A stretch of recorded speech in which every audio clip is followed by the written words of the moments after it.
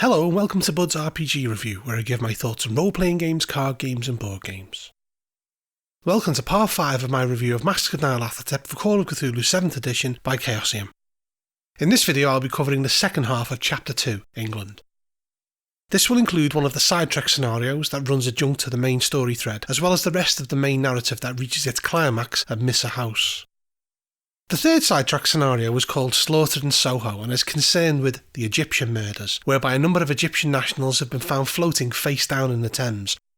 Inspector Barrington's predecessor, who was investigating the murders, mysteriously vanished and has not been seen since. Barrington assumes he got too close and was assassinated. The investigators can find out about the murders either through Mahoney at the Scoop or through strategically placed newsboys flashing the front page of the Evening News with headline "Another Egyptian Murder" emblazoned across the top of the page. It gives us some information on the way the London police work. Essentially, there are two forces, the Metropolitan Police or Met and the City Police who operate in the City of London. It tells us how they usually conduct themselves, usually travelling on bicycles, using wooden truncheons, a whistle to attract attention, and on rare occasions carrying firearms. It stresses that the blue police call box as seen in Doctor Who was not introduced in London until 1928. Those that contact Barrington showing interest in the case will be granted an audience as he is desperate for information.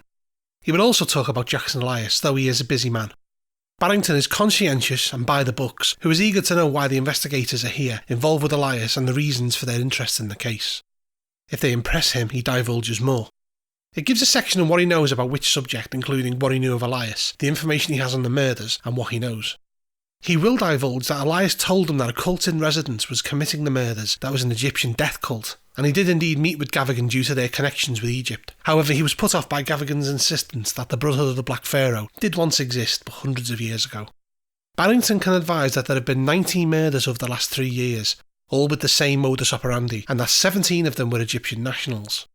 He will not discuss particulars of the murders, though with a hard persuade he can mention that they were killed from sharp force trauma to the heart caused by a spike-like device.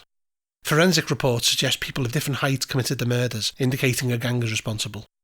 He can share details on the Blue Pyramid Club, saying that it is a place in Soho where Egyptian businessmen meet, and that he did surveil the place, but the men were pulled away to attend to other work. He can also confirm that he has spoken to a spice dealer, Zara Shafiq, who knew about the Brotherhood, but like Gavigan denied its existence, though something about her did not sit right with him. The truth of the matter is that the Brotherhood is committing the murders, and that the victims were in the main spies sent by Omar al-Shakti, and were targeted by Gavigan. One of the victims was in the wrong place at the wrong time, such as Yalisha Esm's boyfriend. More on her later. Gavigan is aware that the amount of deaths risks exposing the cult, and he has already had one policeman taken care of in Inspector Munden.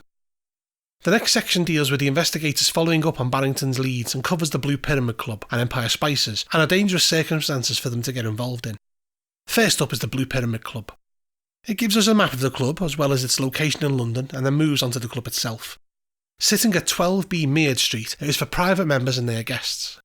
It provides a discreet place to conduct meetings and has the likes of belly dancers, Egyptian singers and Egyptian food, and as such attracts many Egyptian expatriates, nationals and the occasional English bohemian type. A lot of people that frequent there are members of the Brotherhood of the Black Pharaoh. It has a ballroom, bar, coffee room and drawing room, as well as a cellar that is occasionally used to hold captives that are to be transported to Missa House. The decor is, as you may imagine, very Egyptian in theme, with large mirrors making the place seem far bigger than it is. It's well kept and open 6 PM to 1 AM every night of the week. It is owned by Abdul Nawisha. He is not a cultist, but is scared of them having witnessed their brutality. As soon as he became aware that a gang were using his premises, he attempted to stop them, but was quickly threatened and told to keep quiet and paid hush money, knowing that if he breaks this agreement, it'll be the end of him. Gavigan hardly ever comes to the club, preferring contacting Zara Shafiq directly. Shafiq has become the de facto boss of the club, with Nawisha completely giving in to her needs. It is from here that she plots against Gavigan. There are normally cultists in residence at any given time in the club. Should the investigators visit, they will be greeted by a well-dressed doorman who will ask to see their membership cards, though wealthy people don't usually have trouble getting in. Membership costs £5 or an existing member can vouch for them.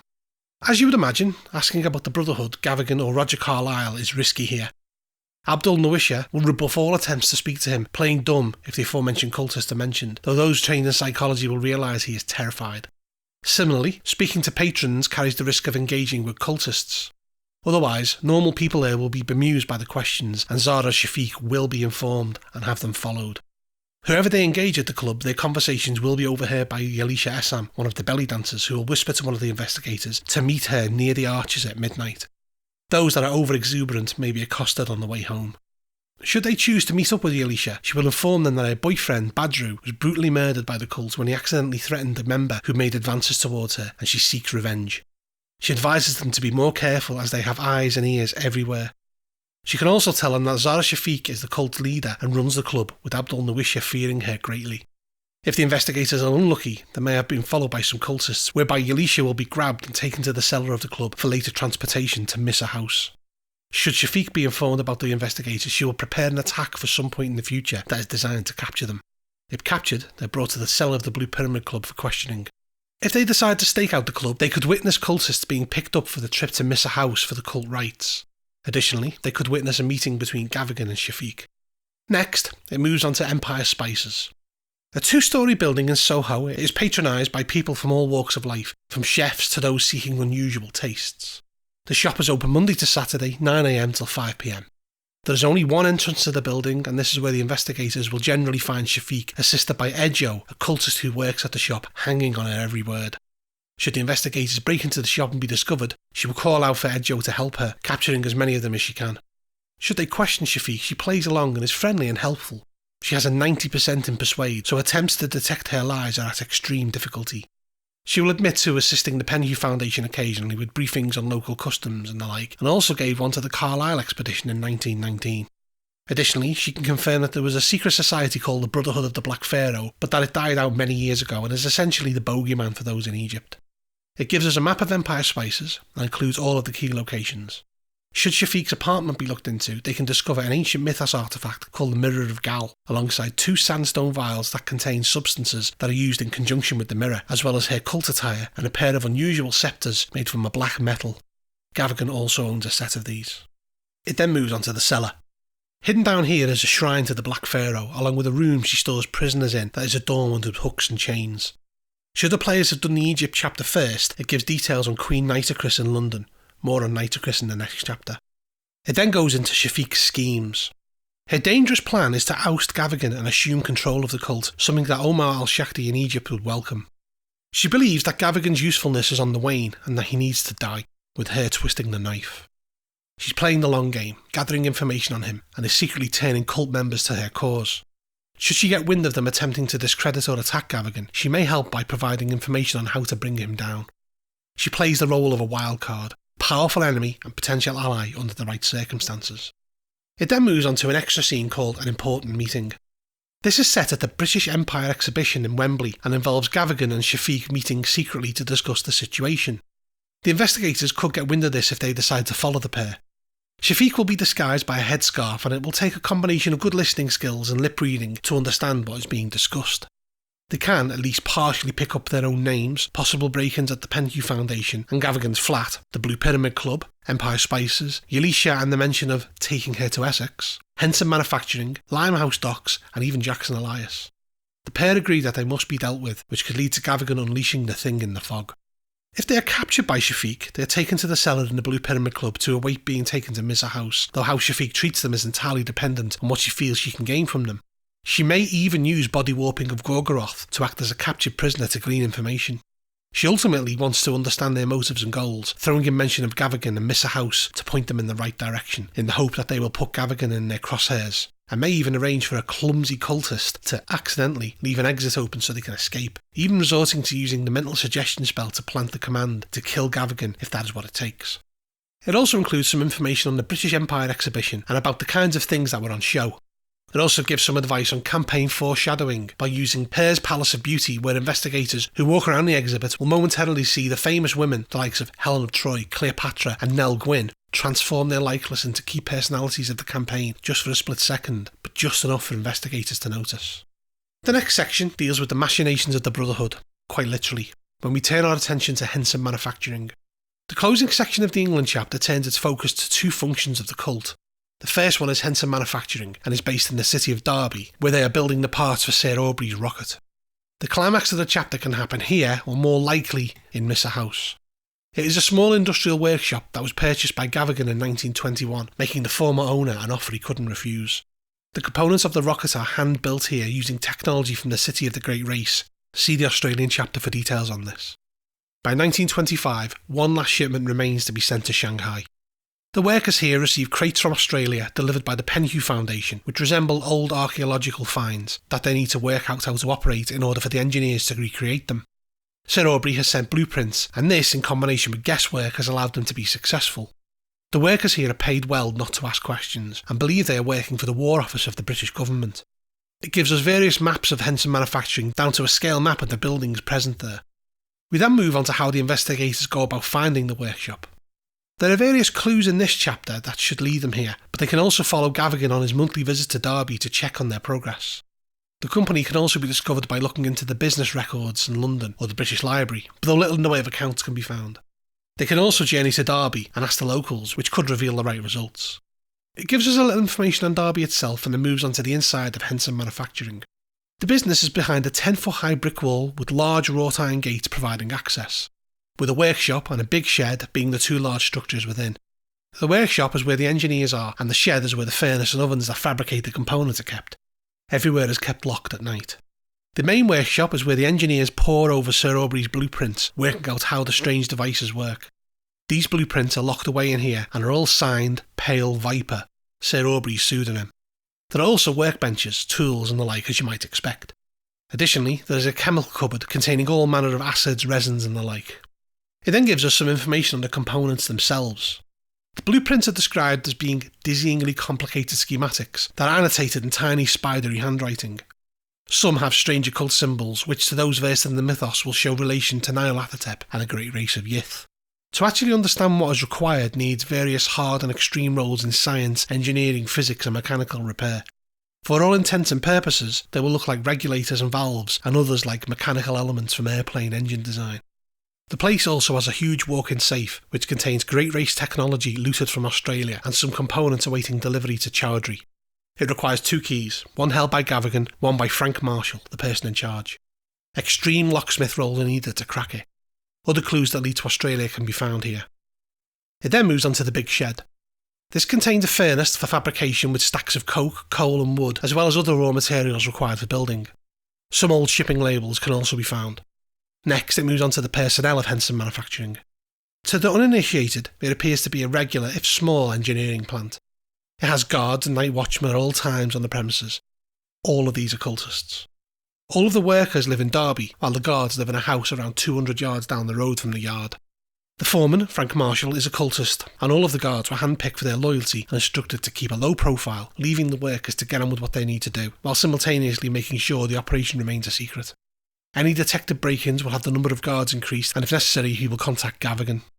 Marshall doesn't know what the components are for, only that they are important for the Brotherhood.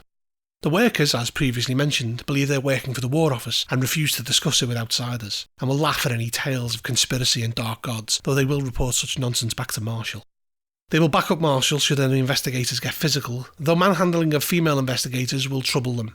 If they witness murder, they will be deeply affected and may turn against their employer. It then goes on to discuss the different methods the investigators may use to find out the truth behind Henson manufacturing. Visitors are turned away and there are no jobs currently on offer. Cautious investigators who don't rouse suspicions from the guards will do best here. Anyone caught by the guards will be hunted down and captured for questioning. If they decide to talk to the workers, the most that they will get is that it's top secret work for the government. If they choose to watch the premises, they may see Gavigan visiting and possibly the final shipment being sent on a truck to London. If the building is damaged in any way, this may draw the attention of the police and may find their likeness described on newspapers, with Gavigan more than happy to assist in their investigations. The final shipment is ready to go, and the players may be able to prevent the delivery of it to Limehouse docks, through ambushing them or destroying it, though Gavigan will employ the full extent of his power to retrieve them if stolen, and will have them rebuilt if destroyed, in the hope that they can be shipped out in the pre-agreed timescale. Those with the right knowledge may even sabotage the parts with the consequences of this detail later on. It gives some notes on concluding the chapter and then moves on to the finale, Missa House. There are a number of ways that the investigators can discover the existence of Missa House listed here. It is Edward Gavigan's country estate hidden away in Essex, where the cult performs their foul rites. Prisoners are sacrificed here 13 times per year. There are a number of reasons the investigators could be here, including putting an end to Gavigan's reign or looking to find out what is going on. Should they perform research on Missa House, they can find out a number of interesting and important things. Missa is the Arabic word for Egypt, and the land and mansion were formerly owned by Neville Lloyd Price, an Egyptologist who sold the property 9 years ago and vanished, supposedly taking to the bottle. They can also find out that the house used to be known as Longview and that it was built in the 16th century. It's also reputed to contain a secret room to hide Catholic priests during Elizabeth's religious purges. Should they delve into the land ownership paperwork, they can discover that it is 6,000 acres and was transferred to Edward Gavigan in 1915. The hidden truth behind all of this is that Lloyd Price squandered his family's fortune on Egyptian bric-a-brac and Gavigan bailed him out, cultivating his spendthrift nature to the point where he had no choice but to hand the keys over. The surrounding land is owned by farmers who have no opinion on Gavigan as they rarely see him and never visit. Following this, we have a map of Missa House and the surrounding land, and then it tells us about the local town, Walton-on-the-Naze, which has a fine beach, bracing air and is a holiday destination. The investigators can easily find accommodation in the many bed and breakfast here or the Marine Hotel. Missa House is on an island in the Naze, around 7 miles southwest of Harwich. The Naze is a densely forested peninsula with swampy marshes and small islands. It takes around 3 to 4 hours to get there from London or 2 hours by train, but getting to the actual estate is a challenge in itself. They can ask locals of the location. They can also approach it via the marshland and can navigate using Naze Tower, which is detailed here. With Dunwich being just 60 miles from here, the keeper may take the opportunity to play on their players' fears with strange ripples in the water, lots of fog and mysterious splashes. Should they follow the cultists from London, it stresses the need to exercise caution and stay far enough back that they won't be spotted, lest they end up being captured and part of the sacrificial offering. Entering the estate could prove difficult as there are usually 4 to 6 guards at the gate, which always remains locked. They have a direct telephone link to the mansion. On ritual nights, the gate is unlocked until midnight and then locked as nobody else is admitted. A narrow road leads from the gate onwards, and there is a water-accessible bridge within. Boats can be hired from the surrounding area. The poor foundations of the estate set in the boggy ground give the architecture subtle distortions which adds to the gloom, sense of foreboding and an almost palpable menace. The manor itself is a 3-storey affair that is quite imposing and is the only building on the island other than an outbuilding to the rear. It's been ravaged by weather and time, and ivy creeps up the side of it, offering adventurous investigators a means of accessing upper floors. Once inside the manor, they'll find it dirty and dusty, lacking furniture and fairly unremarkable. It is mostly wood-panelled rooms with occasional tapestries, and doors creak, pipes knock and everything feels old. From a central hallway we have many doors that lead off to the kitchen, breakfast room and the like. There are no servants employed here as Gavigan uses cultists for this when he attends. It goes through the various rooms in detail. The first one of interest is the master bedroom. This has a 4-poster bed and a wooden mannequin with an ornate headdress made from eyes of interlocking gold and gemstones. On the wall there is a painting of an Egyptian pharaoh and Gavigan's ceremonial club. His dressing room contains his usual clothes and a selection of priestly robes. The headdress is used by him when officiating rites here and is magical, and the painting is of the Black Pharaoh. There is also a letter from Omar al-Shakti which is detailed on the following page. The robes are embroidered with inverted ankhs. The next room of interest is the secret workroom and dungeon. This is a hidden room in the basement that contains a workshop and a torture chamber. There is a large ledger here that has entries on Hofang, Randolph Shipping and Omar al-Shakti, and an unfinished letter that connects Gavigan to the murder of Elias. There is a bust of the Black Pharaoh carved from ebony that can be dated to the 3rd dynasty in Egypt, and 2 sceptres that are the same as Zara Shafiq's ones. There is also nearly 100 books and scrolls concerning the occult in various languages, and a book entitled Ogniat Min al-Jinn, or Song of the Jinn. This will prove useful later. There is also a scroll written in Hebrew that contains the Quicken Fog Spawn spell. Across the table there are numerous boxes, tins and bags of spell components. On a shelf there are pots of spiny, disease-ridden plants, which are unrecognisable even to a botanist. Additionally, there are 2 vials engraved with elder signs that contain greyish-white slime. These are single fog spawn larvae. There are 10 cells in the dungeon, replete with iron shackles set to the walls. This is where Gavigan keeps his sacrificial victims. When the investigators find it, there will be 3 Londoners kept here, as well as Yalisha Essam from the Blue Pyramid Club. She can impart the information from earlier if she hasn't already. It also suggests that there could be an outspoken or reckless former cult member who angered Gavigan, who may be able to give insider knowledge, including the basic layout of the estate and what happens in the rites. A specific search of the unoccupied cells will turn up a wallet containing the warrant card of Inspector Gregory Munden, solving the mystery of his disappearance. Next, it moves on to the rite of the Brotherhood. There are 2 forms practised, the monthly grand rites under the dark of the moon, and the lesser rites which are held more frequently at the behest of Gavigan. Both are held outdoors around an Egyptian stele to the west of the island.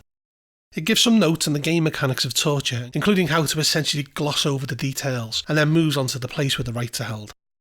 The area is hidden by tall, dense trees, though it could be watched via binoculars in the right place. It is at the end of a well-trodden path and has been flattened and stripped. The stele is in the middle. On ritual nights, braziers and torches are lit. Investigators wanting to sneak around can get fairly close due to the flickering flame. The robed cultists will dance to music performed on Middle Eastern instruments. Gavagan and Shafiq, when attending these, wear their priestly garb and each carry their twin sceptres. The rites are formal, complex and barbaric in equal parts. The lesser rites occur every few weeks and are held at night. Around 20 to 30 cultists attend, and they last up to 3 hours. Prayers and devotions to the Black Pharaoh are conducted, with Gavagan and Shafiq both leading at different points, and sacrifices made. Sometimes a mythos creature such as a hunting horror is summoned, and they often descend into a chaotic bloodletting orgy. Grand rites are held every lunar month, and it is rare for Gavagan or Shafiq to miss them. Up to 60 cultists can attend, and they are around 4 hours long. They always include the following 6 elements: the ceremonial induction of new members, who are hit in a ritual manner with the spike clubs of the cult, with those surviving this brutal ordeal being awarded their own club; ritual chanting and supplication, which are led by Gavagan to honour the Black Pharaoh; sacrifices are made during this, being clubbed to death by the congregation. Eventually, a herald of the Black Pharaoh will manifest, which triggers the next part, the manifestation of the herald. These are entities through which the Black Pharaoh speaks, usually taking the form of a hunting horror, 2 Shantaks or 8 of the million favoured ones that rise from the earth in bodies of previous sacrifices. The herald will usually eat any remaining captives.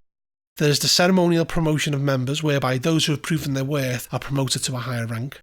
Gavagan and Shafiq promote those that are most loyal to them. Gavagan has recently begun blocking some of Shafiq's promotions, which is only making her more angry. The supplicant must willingly offer themselves to the herald, who assesses their worthiness, essentially a 50-50 chance. There is the adoration of the herald, where Gavagan and Shafiq offer their own blood to the herald while on their knees praising the Black Pharaoh, and finally there is the closing of the rite, where hours of wanton debauchery will occur. The herald will depart at this point, and the remains of the sacrifices will be thrown into shallow pits. Observing the rite in full is of course sanity blasting. It then goes on to how to construct a climax. Although London doesn't have one per se, finishing the chapter during the grand rite at Missa House is probably the most appropriate. It points out that Gavagan's estate is large enough that investigators can watch events without risk, and of course, some of them may even have been captured and will be brought out for sacrifice. It stresses the importance of determining what the players aim to achieve. For example, are they gathering evidence like Elias, or looking to smash the Brotherhood? In this case, killing Gavagan or bringing his crimes to the authorities can achieve this, but then there is also Shafiq and her own schemes. The importance of a good reason to come to Missa House is something that is pointed out. It then gives us a few options. The first is the players infiltrating the rites. If they stealthily search Missa House, they can come upon cult robes, which will allow their access to be more free in nature if they are careful. It also offers the chance that Gavagan may be caught alone by the investigators and taken out ahead of time. It covers an all-out assault whereby well-timed and executed strikes from prime positions could bring mayhem to proceedings, allowing them to take out Gavagan or Shafiq in the ensuing chaos, and points out that some of the cultists may be so engrossed in the ceremony that they may not even realise what is going on. It does mention that Gavagan and Shafiq will make full use of their powers should this happen, using cultists as shields while they summon creatures to do their bidding. If Inspector Barrington is involved, they will have a full squad of police with them, though Gavagan and Shafiq will do their best to vanish in the moment. It also covers going to the authorities. Their frankly unbelievable tales against a respected gentleman like Gavagan may sound a bit mad, however some photographs of the hideous content of Missa House may be enough to change their minds. Again, Inspector Barrington, if they have established a good relationship with him and managed to find a connection with the Soho murders, may be persuaded to accompany them. Again, if evidence of any of the rites are gathered, such as photos and cult items, then Barrington will be more inclined to believe them. There's also Shafiq. The investigators may have formed a deal with her, and she could outline the rite and tell them of the optimum moment to strike. She expects enough confusion that she can kill Gavagan herself. If she does, she'll backstab the investigators and call for them to be captured, though if they're quick thinking, they may outwit her by throwing accusations enough that the cultists hear them, though her 90% in persuade will make it extremely difficult to those wanting an opposed test. It then deals with the aftermath of Missa House. Due to its remote nature, it's unlikely that the public will be made aware of what is going on here, and if it is burned down, it will be a long time before the police and fire brigade arrive, giving everyone enough time to flee. They will scratch their collective heads at the destruction and death discovered here, but will sweep it under the carpet if Gavagan cannot be found. If Gavagan escapes, he will move quickly to cover his tracks by having bodies disposed of, builders called in and the like, and will even go to the newspapers about a crazed group of people who attacked the party and his estate. Gavigan now understands the threat they pose and sends word to Penhew, who alerts Robert Houston and other high-ranking leaders worldwide. If Jaffique gains control of the cult, she sends cultists to kill the investigators to tie up any loose ends, though if they are not found, she will assume that they have left England and are no longer a threat. Ultimately, the investigators may leave England with the Brotherhood undefeated, or have even destroyed it. Returning to England, if they have not defeated it, could be a nerve-wracking thing. By now they should have learned about the global threat involved and have clues that take them to Egypt, Australia and China. There are a multitude of SAN awards depending on what they have accomplished, and the chapter ends with it detailing all of the various NPCs and monsters that are contained throughout. That concludes England. The next one will be the final chapter of Book 1, Egypt.